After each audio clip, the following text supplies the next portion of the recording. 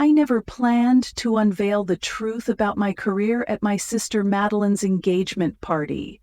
For years, I let my family believe I was just a small-time accountant, crunching numbers at some no-name financial firm in New York. But that night, standing in the glow of a chandelier-lit ballroom, with the clink of wine glasses and the hum of elegant chatter, Madeline's sharp words changed everything. My name is Isabel Thornton, and at 40, I'm the founder and CEO of Pinnacle Financial, one of the top firms in the country for wealth management and investments. My family, though, had no idea. To them, I was just scraping by, barely keeping up with the rent. I kept my success a secret, not out of shame, but because I was tired of their comparisons, their judgments, and the way they always saw me as the lesser one next to Madeline, the family's shining star. The engagement party was held at a lavish hotel, its glass walls framing the glittering Manhattan skyline.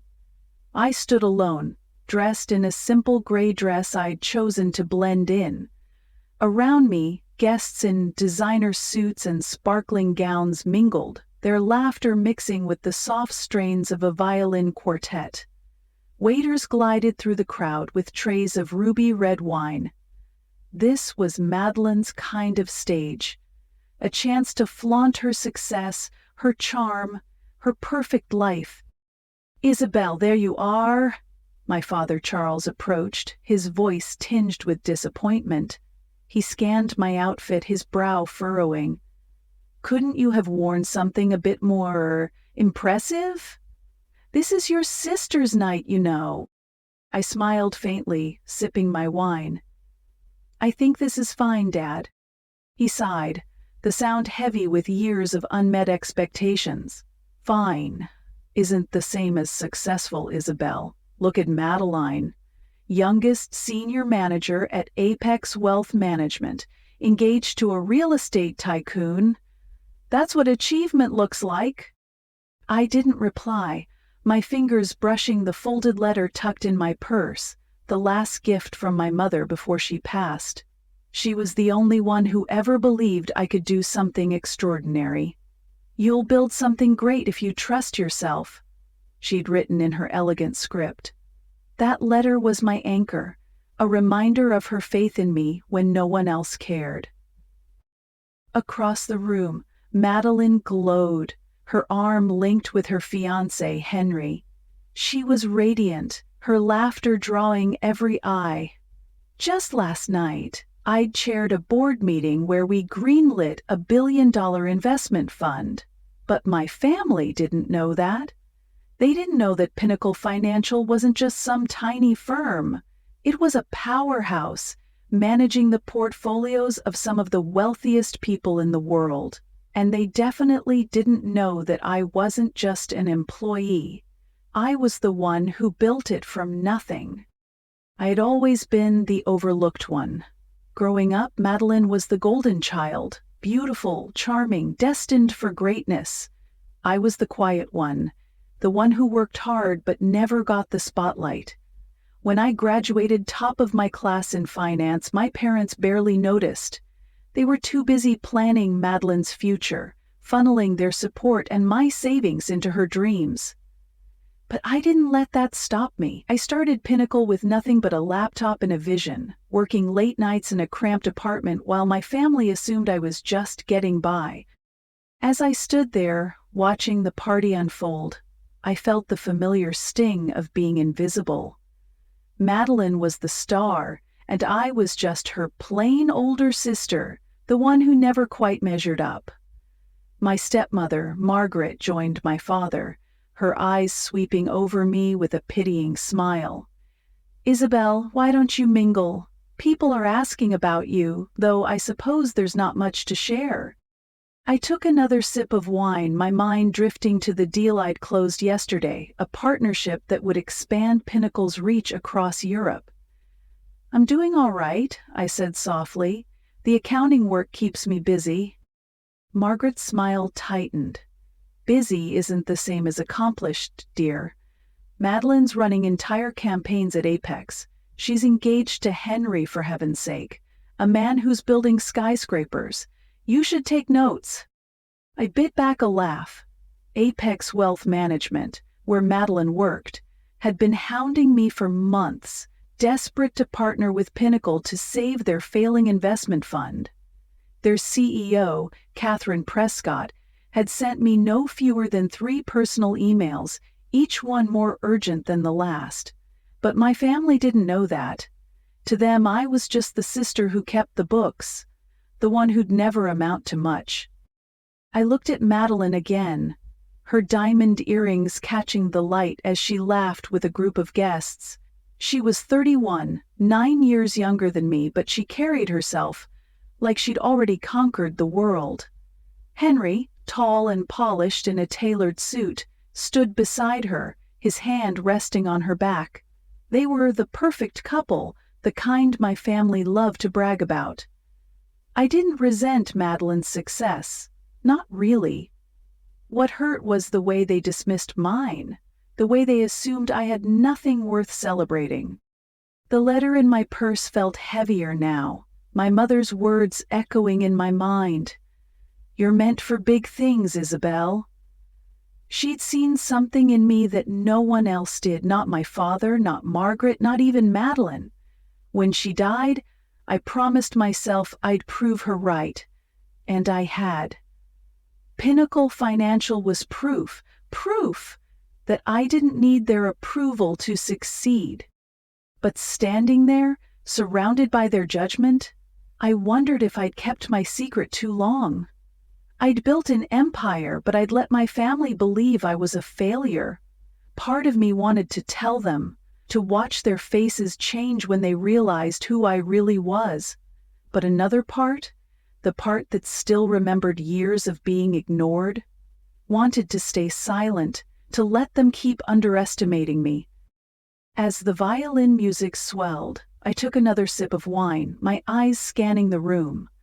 The party was in full swing, guests toasting to Madeline and Henry's future. I could feel my father's gaze lingering, his disappointment almost tangible. Margaret was already turning away, her attention back on Madeline. I didn't know it then, but everything was about to change. Madeline's engagement party was supposed to be her moment, her triumph. But by the end of the night, it would be something else entirely.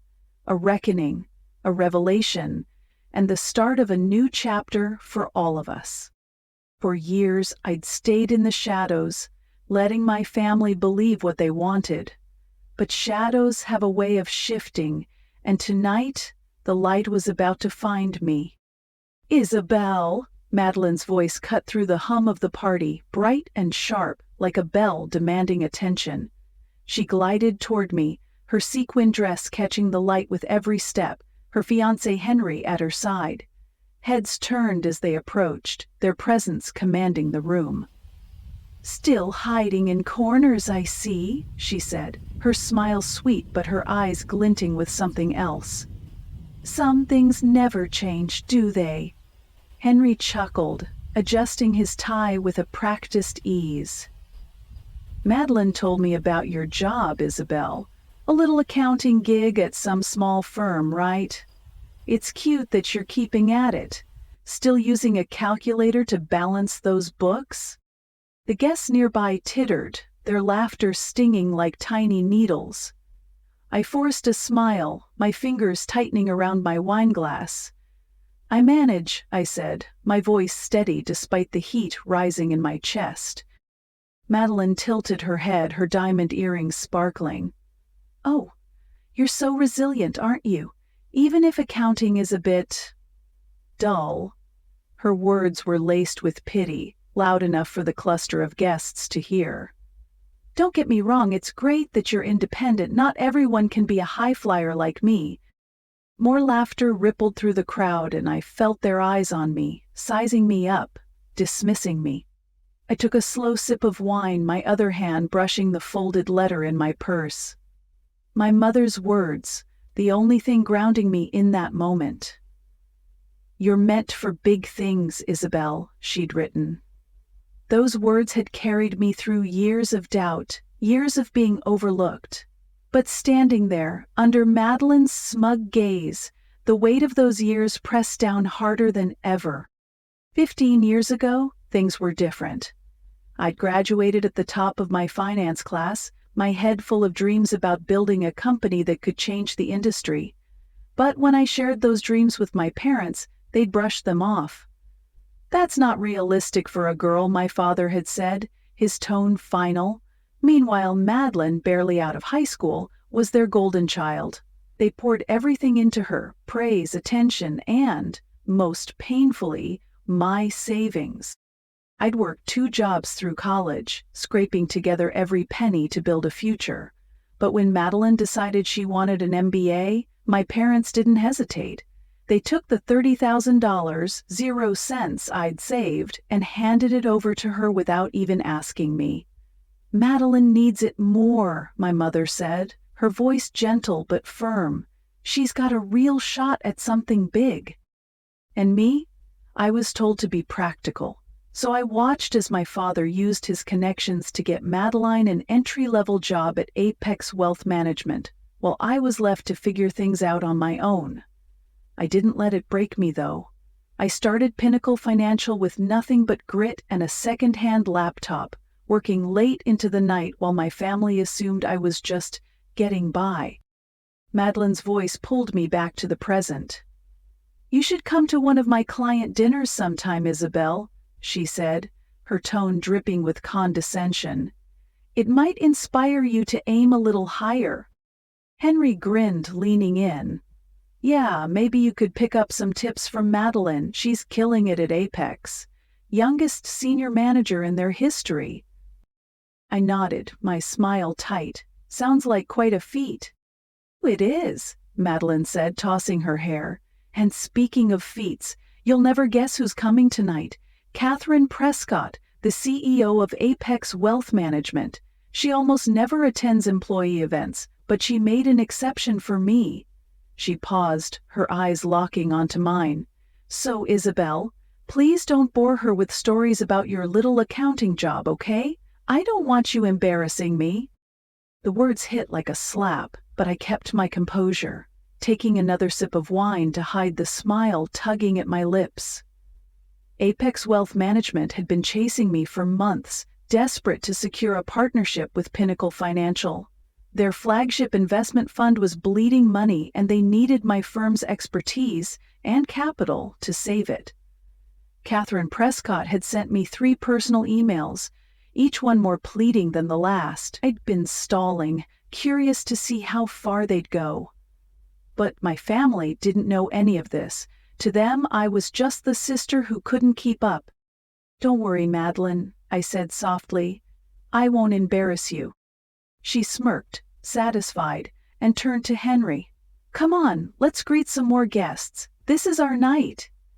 They swept away, leaving me standing alone, the echo of their laughter lingering in the air. I let my mind drift back to those early days at Pinnacle. I'd started in a tiny apartment, cold calling clients who didn't take me seriously, working through weekends while Madeline was being wined and dined by Apex executives. My father would call to update me on her latest promotion, her latest achievement, never once asking about my life. "Madeline's going places," he'd say. "You should be proud of her."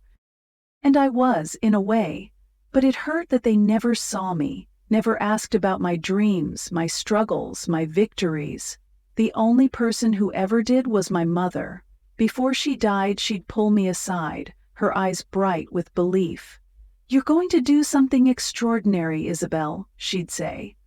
"Don't let anyone tell you otherwise." That letter in my purse was her final gift to me, written when she knew she didn't have much time left. I'd read it so many times the paper was worn at the edges, but its words still burned bright. "You'll build something great if you trust yourself." I'd kept that promise. Pinnacle Financial wasn't just a company. It was my proof, my defiance against every doubt, every dismissal. But standing there, surrounded by people who saw me as a failure, I felt the old wounds reopen. Madeline's words weren't new. She'd always been the one to shine, the one to take center stage, while I was pushed to the sideline. I looked down at my wine glass, the deep red liquid catching the light. Part of me wanted to walk away, to keep my secret and let them believe what they wanted. But another part, the part that had spent years building an empire in the shadows, was tired of staying silent. Madeline's laughter rang out again from across the room, sharp and carefree. She was in her element, basking in the adoration of her guests. Henry stood beside her, his arm around her waist, the picture of success. My father and Margaret were nearby, beaming with pride. To them, this was the pinnacle of achievement, a glittering party, a perfect couple, a daughter who'd made it. But they didn't know the truth. They didn't know that Apex Wealth Management was teetering on the edge, that their golden child's company was scrambling to secure a lifeline from mine. They didn't know that Catherine Prescott wasn't here just for Madeline. She was here because of me. I straightened, my fingers brushing the letter one last time. My mother's words echoed in my mind, steadying me. I'd spent years proving her right, building something no one could take away, and tonight, whether I wanted it or not, the truth was about to come out. The violin music softened, and I felt a shift in the room, a subtle change in the air. I didn't know it yet, but the moment I'd been avoiding for years was coming closer. Madeline's engagement party was her stage, but it was about to become something else, a moment that would rewrite everything my family thought they knew about me.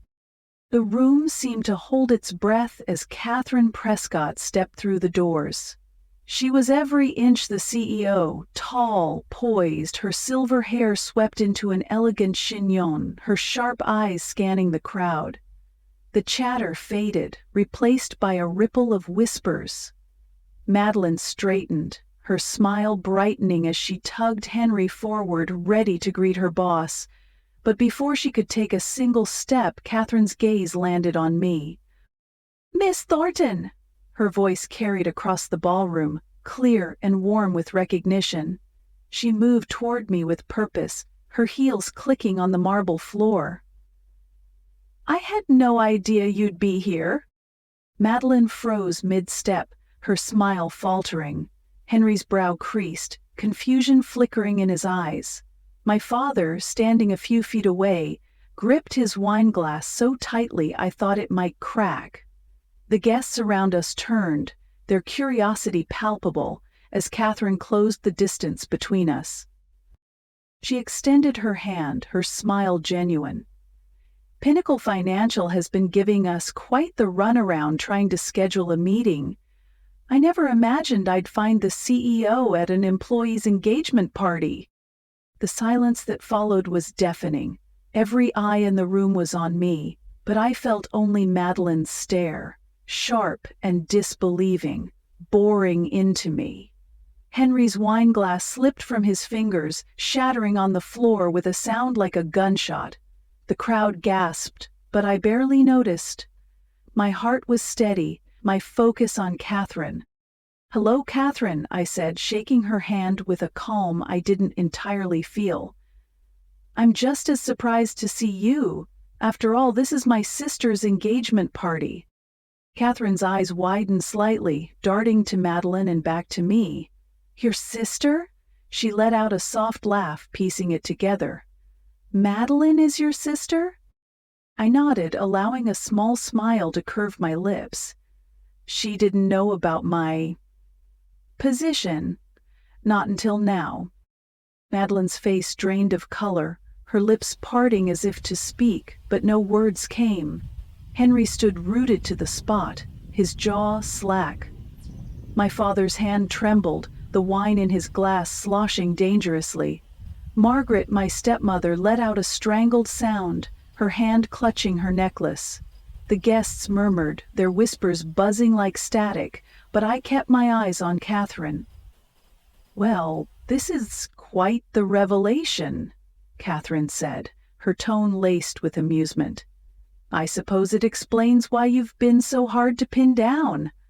Apex Wealth Management has been eager to discuss a partnership with Pinnacle. Our investment fund is, well, let's just say it's counting on your expertise." I inclined my head, my smile polite but guarded. "We'll get to that, Catherine. Tonight's about Madeline and Henry." But the air had shifted. The party, so carefully orchestrated to celebrate Madeline's triumph, was no longer hers. The guests were watching me now, their curiosity morphing into something else. Respect, maybe, or awe. I could feel it, the subtle change in how they saw me. But it was Madeline's expression that held my attention. Her eyes were wide, her perfect composure crumbling as the truth sank in. She hadn't just mocked her sister. She'd mocked the woman who held the keys to her company's future. Catherine glanced between us, clearly sensing the tension. "I had no idea this was a family affair," she said, her voice lighter now, trying to ease the moment. "But I must say, Isabel, you've kept your cards close. Pinnacle Financial is the gold standard in our industry. We've been chasing you for months." I shrugged, my tone deliberately casual. "I've been busy. Running a firm takes time." That was an understatement. Pinnacle wasn't just a firm. It was my life's work, built from sleepless nights and relentless determination. I'd turned down offers from competitors, outmaneuvered industry giants, and grown Pinnacle into a name that commanded respect. But to my family, I was just the accountant, the one who couldn't keep up with Madeline's dazzling career. Madeline finally found her voice, though it was barely above a whisper. "Isabel, you're the CEO?" I met her gaze, my expression unreadable. Yes. The single word landed like a stone, rippling through the room. My father's face was a mask of shock, his mouth opening and closing as if he couldn't find the words. Margaret's hand was still frozen on her necklace, her eyes darting between me and Madeline. Henry looked like he wanted to disappear, his earlier confidence replaced by a stunned silence. Catherine, oblivious to the family drama unfolding, pressed on. "I hope we can steal a moment later to discuss the partnership. Apex is in a tight spot, and your firm's involvement could be a game changer." I nodded, keeping my tone neutral. "We'll see what we can do." But inside, I was reeling, not from Catherine's words, but from the weight of the moment. I hadn't planned to reveal my secret like this, in front of a room full of strangers, in the middle of Madeline's carefully curated night. For years, I'd let my family believe what they wanted because it was easier than fighting their assumptions. They never asked about my work, never cared enough to dig deeper. They were too busy celebrating Madeline's promotions, her engagement, her perfect life. And I'd let them. I'd stayed silent when they called my job small or safe. I'd nodded along when they praised Madeline's ambition, her brilliance. I'd kept my head down, building Pinnacle in the shadows, proving to myself and to my mother's memory that I was enough. But now the truth was out, and there was no going back.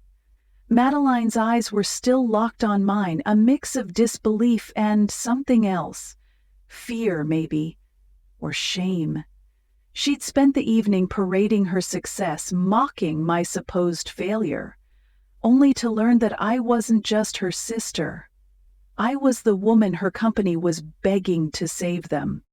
My father took a step forward, his voice hoarse. "Isabel, why didn't you tell us?" I looked at him, the man who'd dismissed my dreams, who'd poured everything into Madeline while telling me to settle. "You never asked," I said simply. The words hung in the air, heavy with years of unspoken hurt.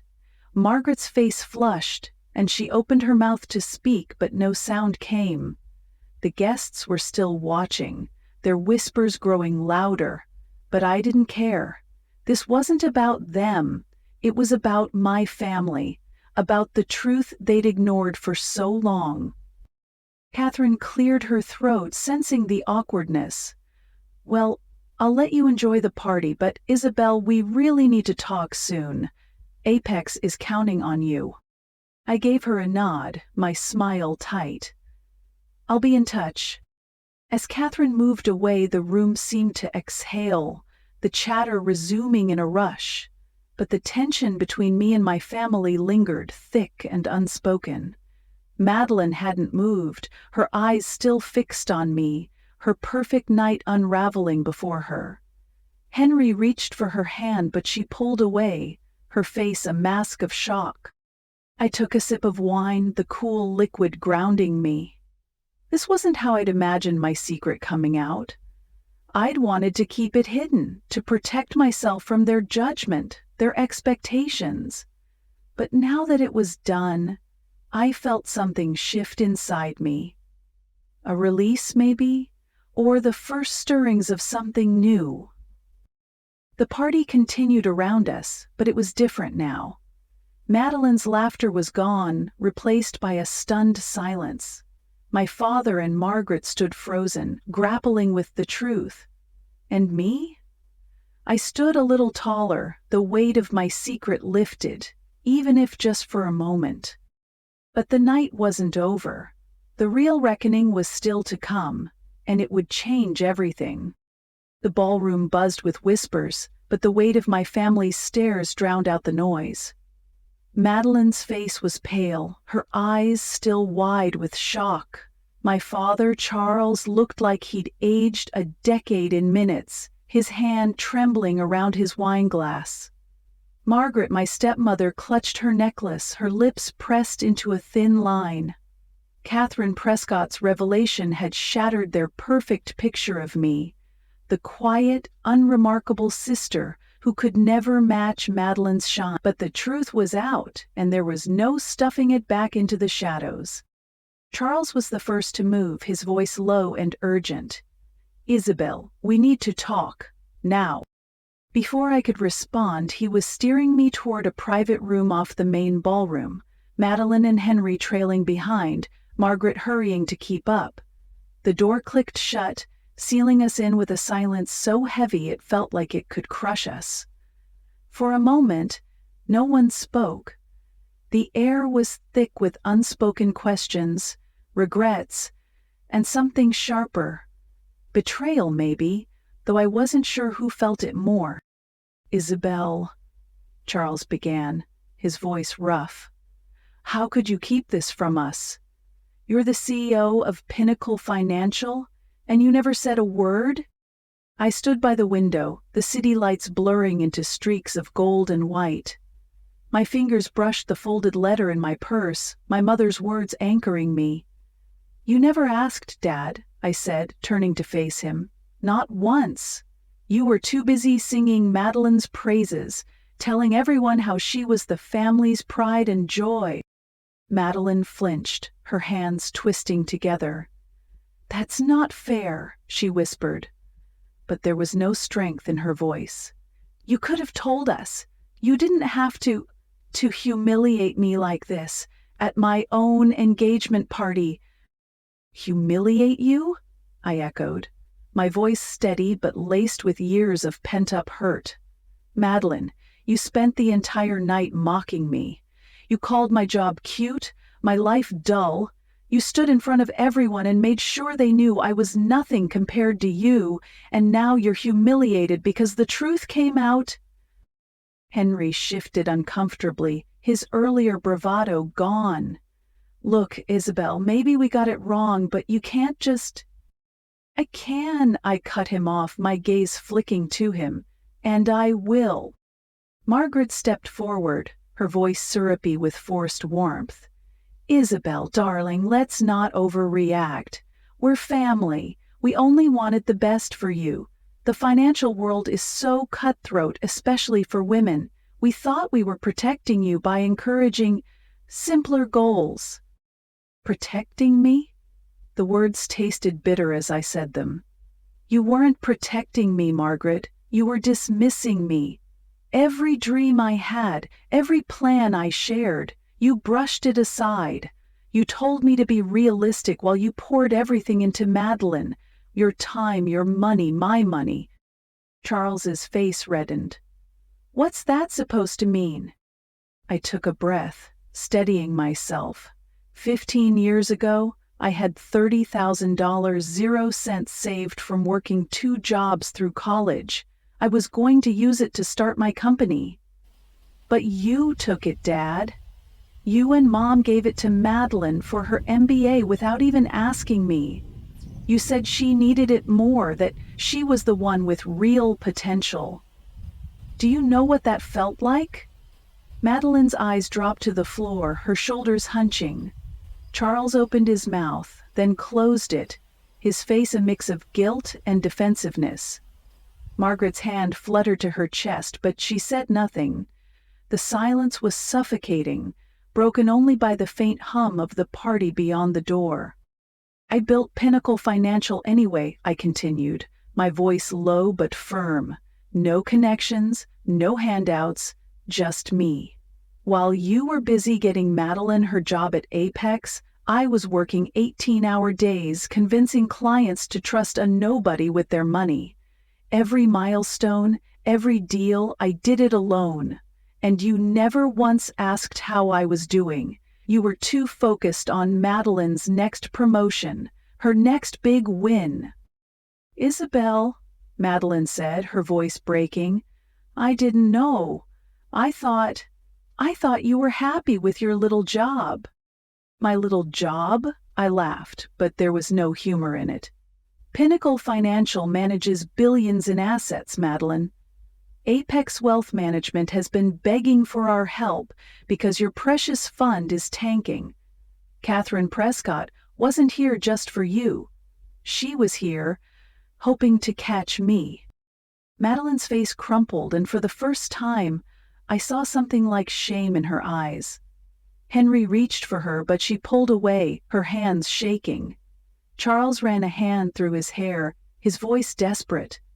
Isabel, we made mistakes, but we're family. You can't hold this against us forever. Family, I repeated, the word heavy on my tongue. Family doesn't mock you. Family doesn't dismiss you. Family doesn't take everything you've worked for and give it to someone else. I paused, my heart pounding. I hadn't planned to say what came next, but the words were there, demanding to be spoken. And family doesn't let you save them without even knowing it. Charles frowned. What are you talking about? I looked at him, then at Madeline, then at Margaret, letting the moment stretch. 5 years ago, you were about to lose the house, Dad. Your investments went south and the bank was ready to foreclose. Do you remember that? You were frantic, talking about selling everything. But then, miraculously, the debt disappeared. The mortgage was paid off, and you never knew why. Margaret's eyes widened. That was an anonymous donor, she said, her voice barely a whisper. I shook my head. It was me. I paid $200,000, 0 cents to save your house. I didn't tell you because I didn't want your gratitude. I did it because, despite everything, I still cared. And what did you do? You kept treating me like a failure, kept laughing at my little job while you lived in a home I saved. The room went still. Madeline's hand flew to her mouth, a choked sob escaping. Charles staggered back, his face ashen, and sat heavily in a chair. Margaret's necklace slipped from her fingers, clattering to the floor. Henry looked away, his jaw tight, as if he couldn't bear to meet my eyes. Isabel, Charles rasped, why didn't you tell us? Because it wouldn't have mattered, I said, my voice quiet but unyielding. You'd already decided who I was. You didn't need me to be successful. You needed me to be the one who stayed small, so Madeline could shine. Madeline was crying now, silent tears streaking her perfect makeup. "I didn't know," she whispered. "I didn't know any of this." I held her gaze, the hurt and anger I'd buried for years rising to the surface. "You didn't know because you didn't care. None of you did." I turned to Charles, my voice steady. "Pinnacle Financial is considering a partnership with Apex Wealth Management. If it goes through, we'll restructure their management team. Positions will be earned, not handed out. Madeline, if you want to keep your role, you'll have to prove you deserve it." She flinched, her tears falling faster. Henry finally spoke, his voice strained. "Isabel, you can't do this to her. This is her career, her life." "I'm not doing anything to her," I said, my eyes never leaving Madeline's. "I'm giving her a chance to do what I did, build something real without shortcuts. It's more than anyone ever gave me." I moved toward the door, my hand on the handle. "You wanted to know who I am. Now you do. What you do with that is up to you." Charles stood, his voice pleading. "Isabel, please. We're still family." I paused, looking back at them. My father, broken and guilty. Margaret, silent and shaken. Madeline sobbing into her hands. Henry lost for words. "Family supports each other," I said. "Family listens. Family doesn't tear you down and call it love. You weren't family when I needed you. Don't expect me to be yours now just because you know the truth." I opened the door and stepped out, leaving them in the wreckage of their assumptions. The ballroom was still alive with music and laughter, but it felt distant, like a world I no longer belonged to. My secret was out, and with it years of pain I'd kept locked away. But this wasn't the end. It was only the beginning of something new, something I wasn't sure I was ready for, but something I knew I couldn't avoid. The weeks after Madeline's engagement party were a storm of emotions and unanswered messages. My phone buzzed constantly, texts from Madeline, voicemails from my father, Charles, even an email from my stepmother, Margaret, all pleading for a chance to talk. "Isabel, we're family," they said. "We can work this out." But I let their words pile up unanswered. As I threw myself back into my work at Pinnacle Financial, I had a partnership to negotiate, a company to run, and a lifetime of hurt to process. Madeline's party had changed everything. For years I'd kept my success as CEO of Pinnacle hidden, letting my family believe I was just a small-time accountant. But when Catherine Prescott, the CEO of Apex Wealth Management, called me Madam and revealed my true role in front of everyone, the facade crumbled. My family learned I wasn't the failure they'd assumed. I was the one their precious Apex was begging to save. And then, in that private room, I dropped the bombshell. 5 years ago, I'd paid $200,000, 0 cents, to save their house from foreclosure, and they'd never even known. The truth had shaken them, but it didn't erase the past. It didn't undo the years of being dismissed, mocked, or ignored. So I focused on what I could control: my company, my vision, my future. One morning, about a month after the party, I was in my office at Pinnacle, reviewing the latest proposal for Apex Wealth Management. The view of Manhattan stretched out beyond my window, a reminder of how far I'd come from the cramped apartment where I'd started this journey. My assistant knocked, her voice hesitant. "Miss Thornton, your sister is here again. 3rd time this week." I sighed, glancing at my watch. "Send her in." Madeline stepped into the room, a far cry from the radiant bride-to-be at the party. Her designer dress was gone, replaced by a simple blouse and slacks. Her face was pale, her eyes red-rimmed, like she hadn't slept in days. She stood awkwardly by the door, clutching her purse. "Isabel," she said, her voice small, "can we talk?" I leaned back in my chair, studying her. "I'm listening." She took a shaky breath, stepping closer. I'm sorry, I know I've said it before, but I mean it. I was awful to you. At the party, before the party, for years.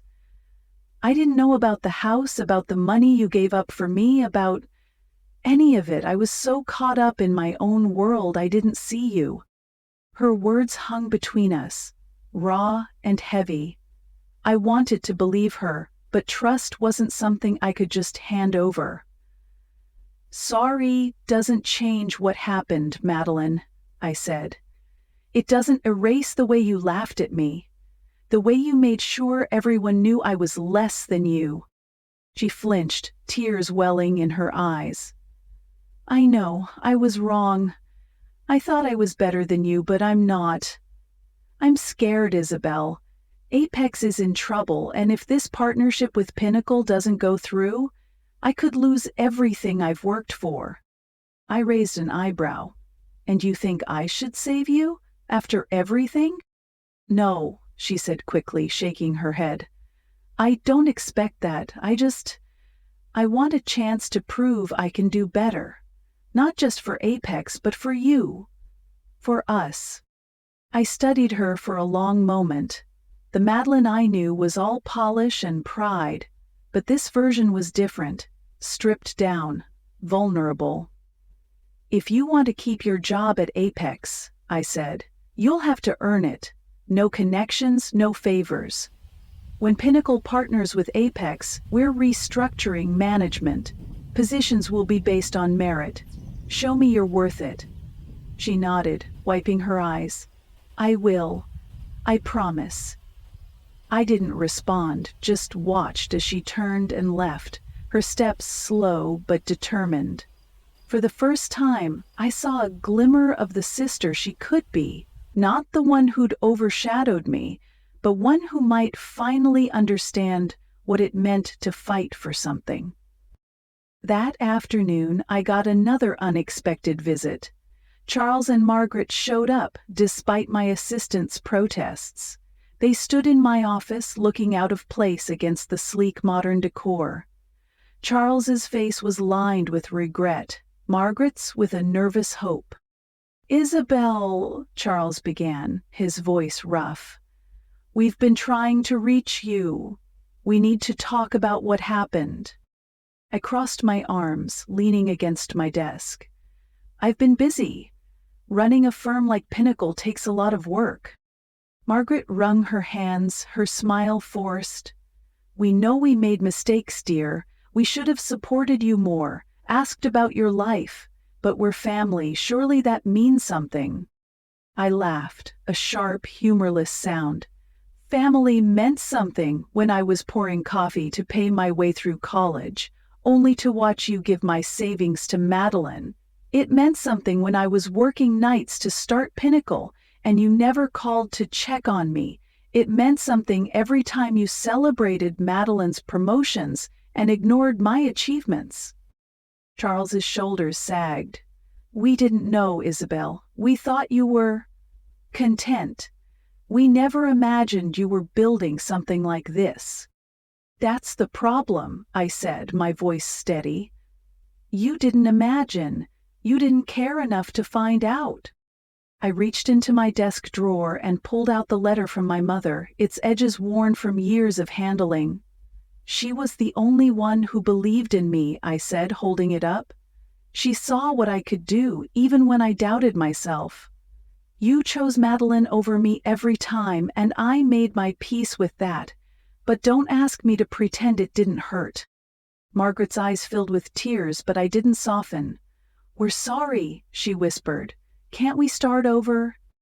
I shook my head. Starting over means forgetting, and I don't want to forget. Those years taught me who I am. They made me stronger than you'll ever know. A knock at the door interrupted us. My assistant poked her head in. Miss Thornton, the Apex meeting is starting soon. I stood, smoothing my blazer. You can watch from the conference room monitors if you want, I said to Charles and Margaret. It might be educational. The meeting with Apex Wealth Management was a masterclass in precision. I laid out Pinnacle's terms for the partnership: investment capital in exchange for a management overhaul. No more jobs based on connections. Every role would be earned. Catherine Prescott nodded, her respect for me clear. "You drive a hard bargain, Isabel," she said, "but it's exactly what Apex needs." As I spoke, I could see my family through the glass walls, watching from the conference room. Madeline sat with her head bowed, Charles and Margaret rigid beside her. They were finally seeing me, not the sister they'd dismissed, but the woman who'd built an empire while they looked the other way. When the meeting ended, Catherine approached me. "Brilliant as always," she said. "Madeline's position, will you be fair?" "If she's willing to work for it," I said, gathering my notes. "There's a place for her. Starting in client relations, where she can prove herself." Catherine raised an eyebrow. "More generous than most would be." "This isn't about revenge," I said. "It's about building something real." As I left the meeting, I passed the conference room where my family sat. They looked smaller somehow, their confidence stripped away. Madeline met my eyes, her expression a mix of fear and resolve. Charles stood, his voice hoarse. "So that's it? Everything changes?" "Everything changed a long time ago," I said. "You just didn't notice." I turned to leave, but Charles called after me. "Isabel, we were wrong. Can't you give us a chance?" I didn't turn back. "The contracts for Apex will be sent tomorrow," I said. "Read them carefully. It's your choice what happens next." As I walked away, the letter in my purse felt lighter. My mother's words, a quiet strength. The path ahead wasn't clear, but for the first time I felt unburdened. The truth was out, and I was ready for whatever came next. I stood in my penthouse office at Pinnacle Financial, the New York skyline stretching out before me like a canvas of light and shadow. The city hummed below, alive with ambition, just as I'd been all those years ago when I started this journey. My desk was cluttered with reports for a new investment fund, but my eyes were drawn to the folded letter in my hand. My mother's final gift, her words worn but unbroken. "You are the light, Isabel, as long as you know it." The weeks since Madeline's engagement party had been a whirlwind. The truth about my role as CEO of Pinnacle Financial had upended my family's world. They'd spent years seeing me as the quiet sister, the one who'd never measure up to Madeline's brilliance. But when Catherine Prescott called me Madam and revealed my empire, their carefully crafted image of me shattered. And when I told them I'd saved their home from foreclosure 5 years ago, paying $200,000 0 cents without a word, the weight of their dismissal hit them like a tidal wave. I hadn't spoken to them since that day in my office when Madeline promised to prove herself, and Charles and Margaret begged for a chance to start over. Their messages still piled up on my phone, but I wasn't ready to respond. Not yet. I'd spent so long carrying their judgment, their indifference, that I needed time to let it go. Pinnacle Financial was my focus now, along with the partnership with Apex Wealth Management. The contracts had been sent, as I'd promised, and Madeline's future at Apex depended on her ability to earn it. I opened the letter, my mother's elegant script filling me with a quiet strength. She'd seen me when no one else did, believed in me when I was just a girl with big dreams and no support. "You'll build something great if you trust yourself," she'd written. I had. Pinnacle wasn't just a company, it was my defiance, my proof that I could rise above the doubts, the dismissals, the years of being invisible. Looking back, I realized how much those years had shaped me. Every time my father praised Madeline's promotions, every time Margaret sighed at my small job, every time Madeline laughed at my supposed failures, I'd pushed harder. I'd worked longer hours, taken bigger risks, built something no one could ignore. Their rejection hadn't broken me. It had forged me into the woman I was today, standing at the helm of an empire I'd created alone. I thought about Madeline, about the fear and resolve in her eyes when she left my office. She'd been handed everything: my savings, my father's connections, the family's unwavering support. But now, for the first time, she'd have to fight for something. I'd sent her the new Apex contract, along with a single line: "Prove your worth, Madeline, like I did." Whether she'd rise to the challenge or crumble was up to her. I'd given her more than anyone had given me: a chance to start fresh, to build something real. My family's faces lingered in my mind: Charles's guilt, Margaret's tears, Madeline's broken pride. They'd spent years underestimating me, but I didn't hate them for it. I pitied them, maybe, for missing the woman I'd become. I didn't need their approval anymore. I'd found my own path, my own light, just as my mother had known I would. I folded the letter and placed it back in my purse, a soft smile tugging at my lips. The road ahead was uncertain. New projects, new challenges, maybe even a new relationship with my family if they could meet me where I stood. But I wasn't afraid. I'd faced worse than uncertainty and come out stronger. Turning back to my desk, I pulled up the plans for Pinnacle's next fund, my mind already racing with possibilities. The engagement party had been a turning point, not just for my family, but for me. It had forced me to step out of the shadows, to claim the truth I'd hidden for so long.